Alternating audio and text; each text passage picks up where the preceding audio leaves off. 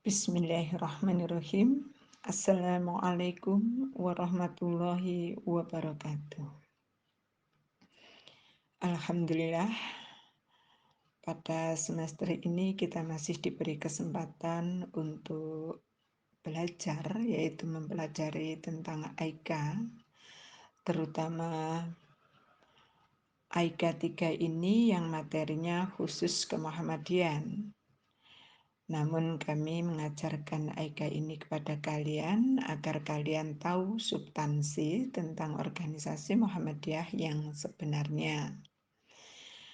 Karena pada umumnya orang yang belum tahu isi sebenarnya biasanya hanya sekedar tahu sepintas yang menyebabkan orang menjadi fanatik dan bahkan ada yang antipati. Maka dari itu kami mengajarkan AIKA 3 ini atau kemuhammadian ini bukan berarti memaksa kalian untuk masuk organisasi Muhammadiyah, tetapi hanya sekedar tambahan ilmu pengetahuan atau wawasan tentang organisasi Muhammadiyah, sehingga tidak hanya tahu sepintas atau katanya pada umumnya yang belum tahu. Seringkali kita mendengar bahwa Muhammadiyah itu yang diketahui perbedaan antara organisasi yang lain, yang populer antara lain, mohon maaf ya, biasanya mereka itu membedakannya dengan organisasi yang lain itu adalah Muhammadiyah tidak mau selamatan. Kemudian Muhammadiyah tidak juga kunut dalam sholat subuhnya. Kemudian juga yang sangat populer Muhammadiyah itu kalau sholat niatnya tidak dilafadzkan dan lain-lainnya. Ini adalah sepintas yang dulu saya juga sering mendengar demikian ini.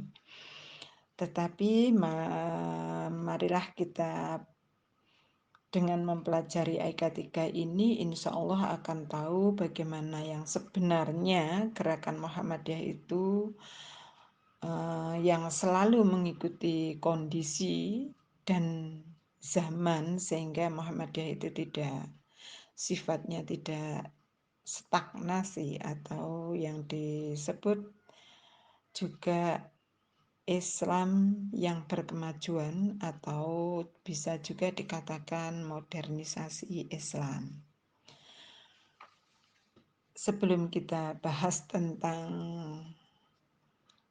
materi untuk AIKA 3 ini, saya akan coba menjelaskan tentang pengertian Muhammadiyah. Muhammadiyah adalah gerakan Islam, dakwah amar ma'ruf nahi mungkar dan tajdid yang bersumber pada Al-Quran dan As-Sunnah. Dalam gerakannya, Muhammadiyah mempunyai maksud dan tujuan menegakkan dan menjunjung tinggi agama Islam, sehingga terwujud masyarakat Islam yang sebenar-benarnya.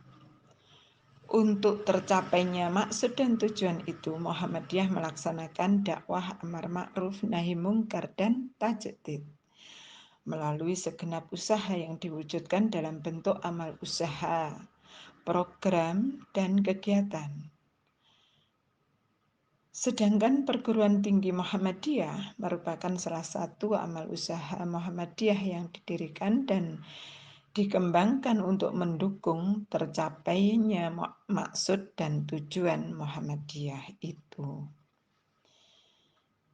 Gerakan dakwah Muhammadiyah akan tetap eksis dan berkembang luas seiring dengan semakin banyak dan berkualitasnya anggota dan sekaligus kader-kader penerus perjuangan Muhammadiyah. Karena itu upaya untuk melahirkan, memperbanyak dan meningkatkan kualitas kader-kader Muhammadiyah merupakan suatu keharusan bagi Muhammadiyah. Dan salah satu amal usaha yang dipandang efektif untuk itu adalah amal usaha dalam bidang pendidikan. Tak terkecuali pendidikan tinggi, Untuk itu upaya maksimal untuk melahirkan kader-kader Muhammadiyah melalui proses pendidikan di lembaga pendidikan Muhammadiyah, termasuk juga perguruan tinggi Muhammadiyah, harus diupayakan melalui berbagai usaha, terutama melalui pendidikan dan pembelajaran Al-Islam dan Kemuhammadiyahan atau AIK. Materi kuliah Al-Islam dan Kemuhammadiyahan 3 ini didesain untuk mengenalkan kepada mahasiswa ihwal gerakan Muhammadiyah dari berbagai sisinya. Untuk memberikan gambaran tentang pentingnya gerakan ini, materi diawali dari Islamisasi Nusantara, kemudian dirangkai dengan asal-usul dan makna kehadiran Muhammadiyah, anggaran dasar dan anggaran rumah tangga, matan keyakinan dan cita-cita hidup Muhammadiyah. Adapun untuk memberikan gambaran tentang gerakan Muhammadiyah, disajikan materi-materi mulai dari Muhammadiyah sebagai gerakan tajdid, sebagai gerakan keagamaan, sebagai gerakan pendidikan, gerakan sosial, gerakan politik, serta nilai-nilai yang dijunjung tinggi dan menjadi perhatian Muhammadiyah. Dari sinilah nanti yang akan kita pelajari pada semester ini. Semoga materi ini nanti akan bisa membawa kalian untuk berpikir secara jernih atau rasional, sehingga insya Allah kalian juga yang dulu mungkin juga benci kepada Muhammadiyah, antipati begitu, insya Allah minimal akan menjadi simpatik terhadap Muhammadiyah. Saya mulai materi dari Islamisasi Nusantara.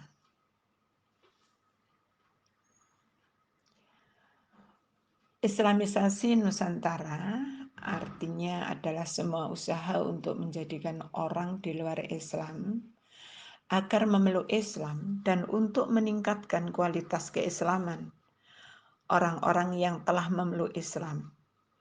Istilah yang lain adalah kemapanan Islam.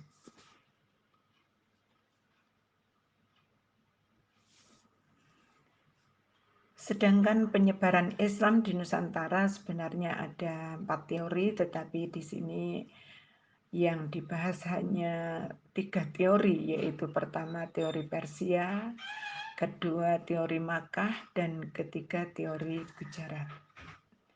Sedangkan yang keempat sebenarnya adalah teori masuknya Islam dari Cina. Itu nanti bisa dicari sumber-sumbernya, sehingga nanti juga akan bisa melengkapi sendiri.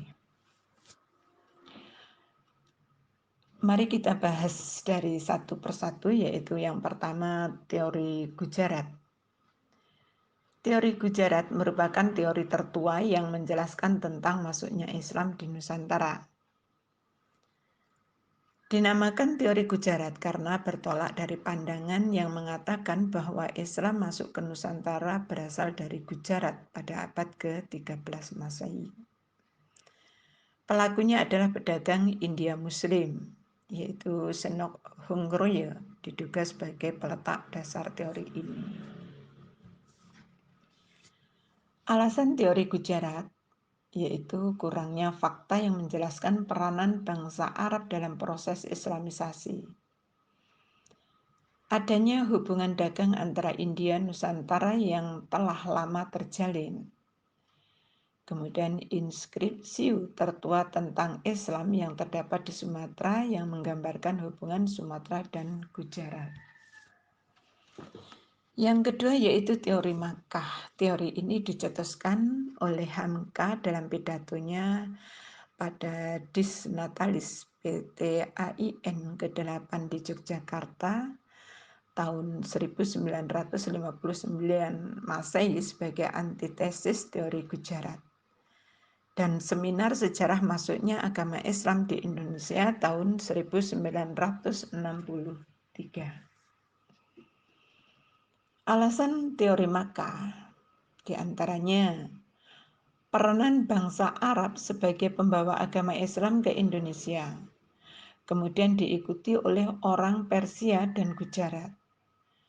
Gujarat dinyatakan sebagai tempat singgah semata, dan Makkah sebagai pusat atau Mesir sebagai tempat pengambilan ajaran Islam. Kemudian berdirinya suatu kekuatan politik Islam di Nusantara abad ke-7 Masehi atau abad pertama Hijriah. Berikutnya pengamatan tentang madhab Syafi'i sebagai madhab istimewa di Makkah yang mempunyai pengaruh terbesar di Indonesia. Sedangkan teori Persia, tokohnya adalah Husain Jayadiningrat sebagai pencetus. Teori ini berpendapat bahwa agama Islam masuk ke Nusantara dari Persia, singgah di Gujarat pada abad ke-13. Teori ini menitik beratkan tinjauannya terhadap kebudayaan di kalangan masyarakat Islam Indonesia yang dirasakan memiliki persamaan dengan Persia. Alasan teori Persia, peringatan 10 Muharram atau Asyura sebagai peringatan Syiah atas syahidnya Husain di Minangkabau disebut Balwan Hasan Husain, serta upacara tabut yang diperingati di Sumatera Tengah persamaan ajaran Syekh Siti Jenar dengan ajaran aliran Al-Halaj, penggunaan istilah bahasa Iran dalam mengeja huruf Arab. Kemudian adanya Nisan Makam Malik Syekh tahun 1297 dan Malik Ibrahim tahun 1419 Masehi dipesan dari Gujarat sama dengan teori Gujarat. Berikutnya yaitu pengakuan umat Islam Indonesia terhadap madhab Syafi'i. Sedangkan tahap-tahap perkembangan Islam di antaranya kehadiran pedagang muslim pada abad 7 sampai 12 Masehi terjadi kontak budaya antara pedagang muslim dengan penduduk setempat. Kemudian terbentuknya kerajaan Islam abad 13 sampai 16. Dua kekuasaan Islam yang terbentuk pada periode ini yaitu Samudra Pasai dan Demak Palembang Islam. Faktor-faktor yang mempercepat proses penyebaran Islam di Nusantara diantaranya karena ajaran Islam melaksanakan prinsip ketauhidan. Berikutnya Islam tidak terdapat kasta. Kemudian karena daya lentur atau fleksibilitas ajaran Islam. Begitu juga Islam adalah agama damai. Dan Islam dianggap sebagai institusi yang sangat dominan untuk menghadapi dan melawan ekspansi pengaruh Barat yang mengobarkan, penjajah, dan menyebarkan agama Kristen. Islamisasi Jawa, kasus Wali Songo, yaitu Wali Songo atau Wali Sembilan adalah nama organisasi yang bergerak dalam pengislaman masyarakat Jawa. Sebagai organisasi dakwah, Wali Songo beberapa kali mengalami perubahan nama tim. Untuk memudahkan dalam berdakwah, Wali Songo mengatur strategi yaitu 5, 3, dan 1. Sedangkan corak Islam di Nusantara, yaitu kemurnian dari ajaran Islam sulit untuk dijaga dan terbagilah Islam atas 2 corak. yaitu yang pertama bercampurnya ajaran Islam dengan nilai-nilai setempat yang telah dimiliki oleh masyarakat Indonesia sejak sebelum datangnya Islam. Yang kedua yaitu sinkritisme Islam dalam pengertian bahwa ajaran Islam telah bercampur dengan nilai-nilai serta tradisi masyarakat pedagang India dan Persia yang menyebarkan Islam di Indonesia. Begitulah sepintas untuk kuliah perdana untuk kali ini. Kemudian kita lanjutkan silabusnya yang harus kalian nanti juga akan benar-benar memahami dan mempelajari ini. Yang pertama untuk materi AIKA 3 ini, yang pertama yaitu memahami gerakan Islamisasi di Nusantara yang barusan saya jelaskan. Kemudian kedua, memahami asal-usul gerakan Muhammadiyah. Ketiga, memahami muqaddimah anggaran dasar dan anggaran rumah tangga Muhammadiyah. Keempat, memahami kepribadian Muhammadiyah. Kelima, memahami matan, keyakinan, dan cita-cita hidup Muhammadiyah. 6. Memahami Muhammadiyah sebagai gerakan Islam yang berwatak tajdid.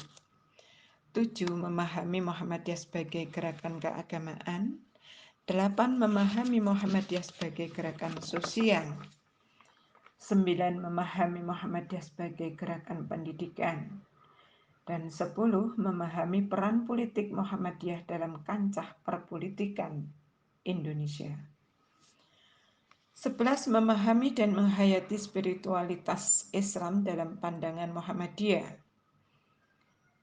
12. Memahami gerakan zakat, infak, dan sedekah dalam Muhammadiyah atau disingkat lazisme.